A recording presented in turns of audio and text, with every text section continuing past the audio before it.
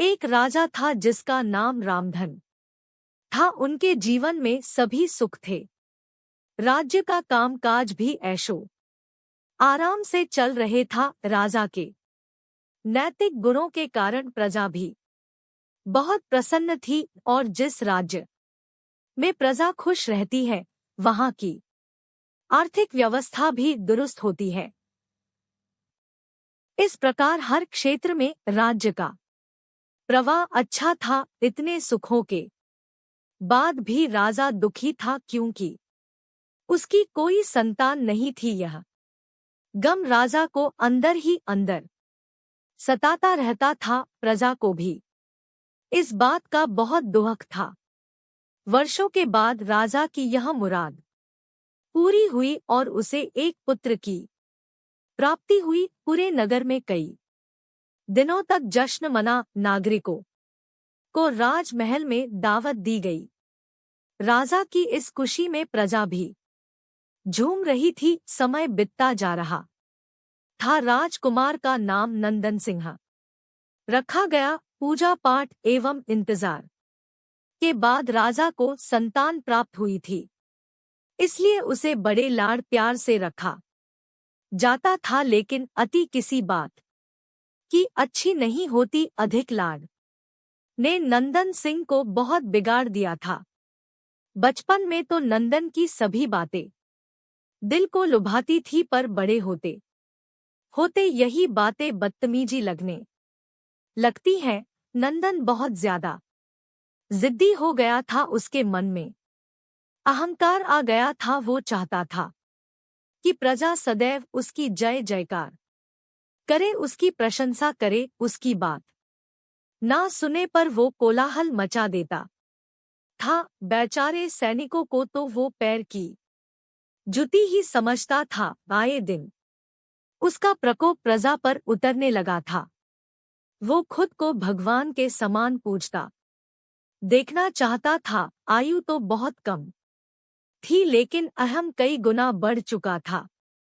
नंदन के इस व्यवहार से सभी बहुत दुखी थे। प्रजा आए दिन दरबार में नंदन की शिकायत लेकर आती थी, जिसके कारण राजा का सिर लज्जा से झुक जाता था। यह एक गंभीर विषय बन चुका था। एक दिन राजा ने सभी खास दरबारियों एवं मंत्रियों की सभा बुलवाई और उनसे अपने दिल की बात कही कि वे राजकुमार के इस व्यवहार से अत्यंत दुखी है। राजकुमार इस राज्य का भविष्य है। अगर उनका व्यवहार यही रहा तो राज्य की खुशहाली चंद दिनों में ही जाती रहेगी। दरबारी राजा को सांत्वना देते हैं और कहते हैं कि आप हिम्मत रखें वरना प्रजा निस्सहाय हो जाएगी। मंत्री ने सुझाव दिया कि राजकुमार को एक उचित मार्गदर्शन एवं सामान्य जीवन के अनुभव की जरूरत है। आप उन्हें गुरु राधागुप्त के आश्रम भेज दीजिए। सुना है वहां से जानवर भी इंसान बनकर निकलता है। यह बात राजा को पसंद आई और उसने नंदन को गुरु जी के आश्रम भेजा। अगले दिन राजा अपने पुत्र के साथ गुरु जी के आश्रम पहुंचे। राजा ने गुरु राधा गुप्त के साथ अकेले में बात की और नंदन के विषय में सारी बातें कही। गुरु जी ने राजा को आश्वस्त किया कि वे जब अपने पुत्र से मिलेंगे तब उन्हें गर्व महसूस होगा। गुरु जी के ऐसे शब्द सुनकर राजा को शांति महसूस हुई और वे सहर्ष अपने पुत्र को आश्रम में छोड़कर राजमहल लौट गए। अगले दिन सुबह गुरु के खास चेले द्वारा नंदन को भिक्षा मांग कर खाने को कहा गया, जिसे सुनकर नंदन ने साफ इनकार कर दिया। चेले ने उसे कह दिया कि अगर पेट भरना है तो भिक्षा मांगनी होगी और भिक्षा का समय शाम तक ही है, अन्यथा भूखा रहना पड़ेगा। नंदन ने अपनी अकड़ में चेले की बात नहीं मानी और शाम होते होते उसे भूख लगने लगी, लेकिन उसे खाने को नहीं मिला। दूसरे दिन उसने भिक्षा मांगना शुरू किया।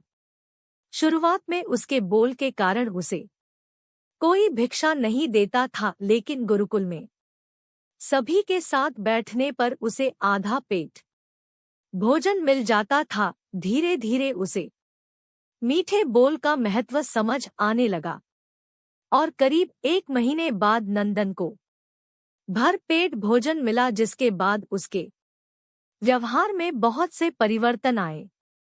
इसी तरह गुरुकुल के सभी नियमों ने राजकुमार में बहुत से परिवर्तन किए, जिसे राधा गुप्त जी भी समझ रहे थे। एक दिन राधा गुप्त जी ने नंदन को अपने साथ सुबह सवेरे सैर पर चलने कहा। दोनों सैर पर निकल गए। रास्ते भर बहुत बातें की। गुरु जी ने नंदन से कहा कि तुम बहुत बुद्धिमान हो और तुम में बहुत अधिक ऊर्जा है, जिसका तुम्हें सही दिशा में उपयोग करना आना चाहिए। दोनों चलते चलते एक सुंदर बाग में पहुंच गए, जहां बहुत सुंदर सुंदर फूल थे, जिनसे बाग महक रहा था। गुरु जी ने नंदन को बाग से पूजा के लिए गुलाब के फूल तोड़ने कहा। नंदन झट से सुंदर सुंदर गुलाब तोड़ लाया और अपने गुरु के सामने रख दिए। अब गुरु जी ने उसे नीम के पत्ते तोड़कर लाने कहा। नंदन वो भी ले आया। अब गुरु जी ने उसे एक गुलाब सूंघने दिया और कहा, बताओ कैसा लगता है। नंदन ने गुलाब सूंघा और गुलाब की बहुत तारीफ की। फिर गुरु जी उसे नीम के पत्ते चखकर उसके बारे में कहने को कहा। जैसे ही नंदन ने नीम के पत्ते खाए, उसका मुंह कड़वा हो गया और उसने उसकी बहुत निंदा की और जतर कतर पीने का पानी ढूंढने लगा।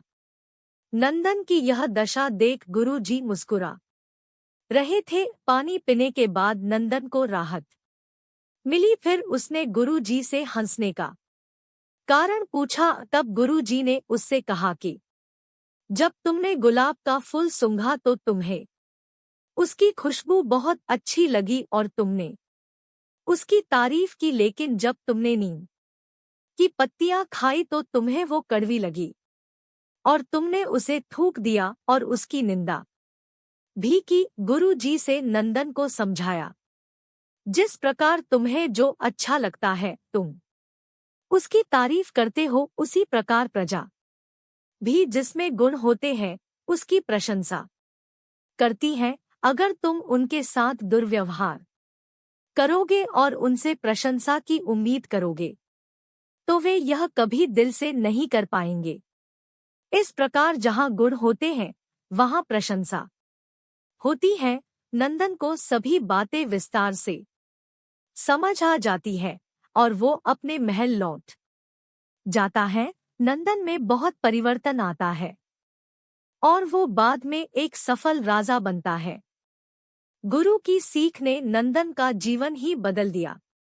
वो एक क्रूर राजकुमार से एक न्यायप्रिय दयालु राजा बन गया। इस कहानी से हमें यही शिक्षा मिलती है कि हम में गुण होंगे तो लोग हमें हमेशा पसंद करेंगे, लेकिन अगर हम अवगुणी हैं तो हमें प्रशंसा कभी नहीं मिल सकती। धन्यवाद। अगर आपको ये वीडियो पसंद आया हो तो वीडियो को लाइक करें, चैनल को सब्सक्राइब करें और कमेंट करें। Thanks for watching.